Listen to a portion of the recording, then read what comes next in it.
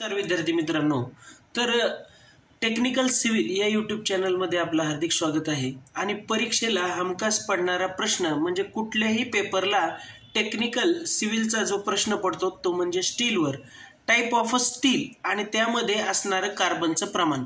स्टीलमध्ये कार्बनचं प्रमाण किती आहे हे पाहण्यासाठी आपण बघा, डेड माइल्ड स्टीलमध्ये किती असतं तर लेस दॅन 0.15% कार्बन असतं।